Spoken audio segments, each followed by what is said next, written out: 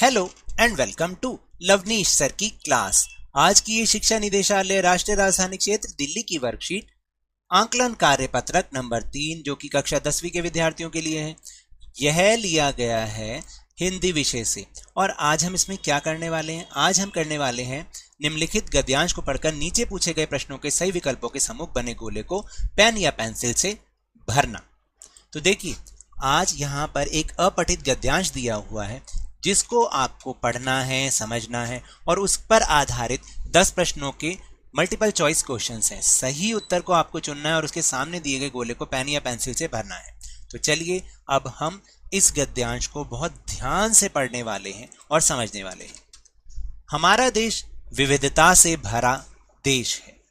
यहाँ की ना सिर्फ संस्कृति परंपरा में विभिन्नता है बल्कि यहाँ का मौसम भी विभिन्नताओं से भरा हुआ है। तो आपको पता है जैसे कि हमारा देश विविधताओं से भरा हुआ है, हर चीज में विविधता ही विविधता होती है। यहाँ की ना केवल संस्कृति परंपरा में विभिन्नता है बल्कि मौसम में भी विभिन्नता है।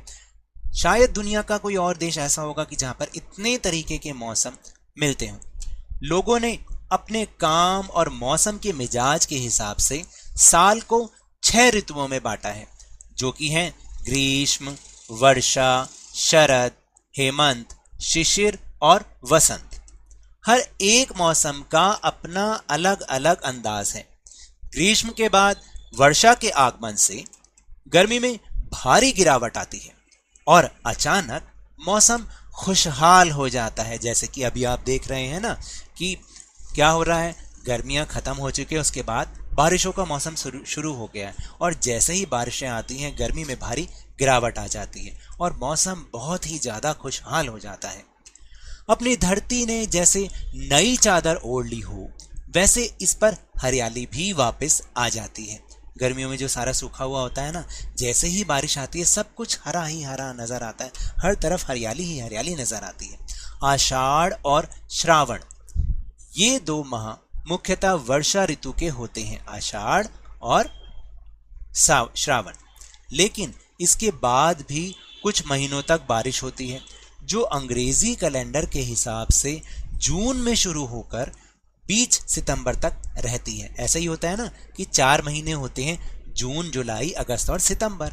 और इसी तरह से हिंदी के महीने भी जो हैं वो आषाढ़ और श्रावण, ये 2 मुख्यतः वर्षा ऋतु के महीने ही होते हैं। तकरीबन 4 माह देश भर में बारिश होती रहती है, इसलिए वर्षा के इस काल को चातुर्मास भी कहा जाता है। क्या कहा जाता है?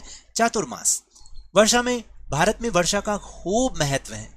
हमारे देश की अर्थव्यवस्था पूरी तरह से मानसून यानी कि वर्षा ऋतु पर निर्भर करती है, क्योंकि जब वर्षा अधिक होती है तो फसलें भी अच्छी होती हैं, जो फिर फसलों को बेचकर हमारी अर्थव्यवस्था को बहुत लाभ होता है।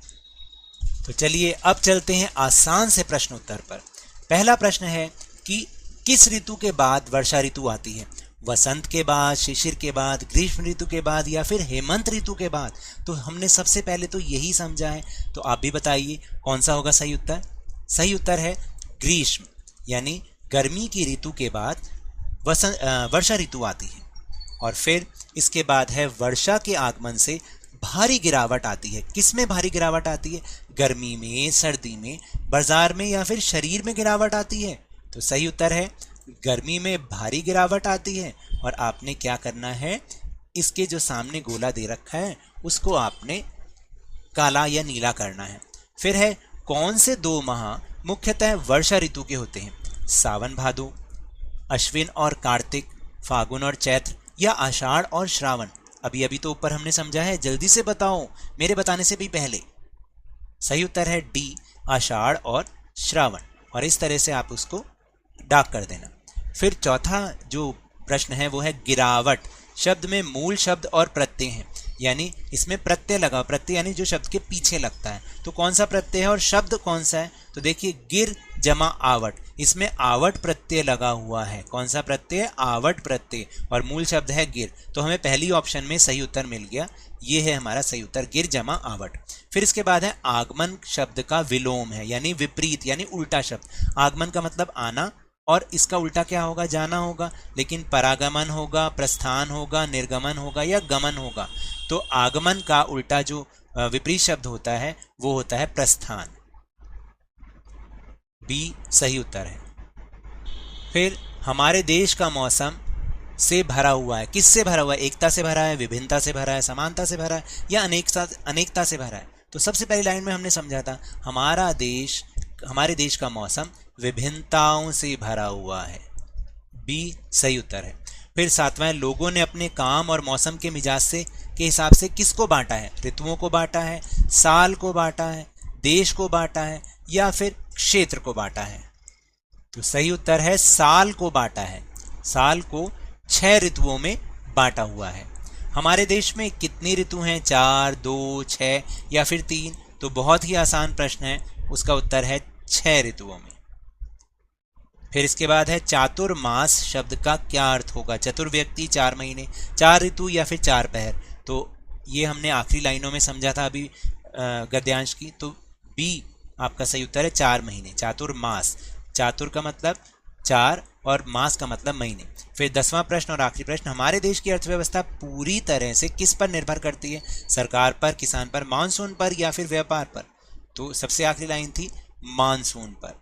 तो ये तो थी आज की वर्कशीट। अगर मेरे इस तरह समझाने से अब आपको समझ में आने लगा है तो इस चैनल और वीडियो को लाइक कीजिए, शेयर कीजिए, सब्सक्राइब कीजिए और जल्दी से जल्दी लवनीश सर की क्लास चैनल के सब्सक्राइबर्स को 50 के यानी 50,000 तक पहुंचा दीजिए। लेकिन याद रखिएगा, घर से बाहर निकलते समय मास्क जरूर लगाएं और जब भी आपकी बारी आए कोरोना का टीकाकरण जरूर कराएं, क्योंकि कोरोना को हराना है और जिंदगी को एक बार फिर से सुहाना बनाना है। इसी उम्मीद के साथ बहुत बहुत धन्यवाद।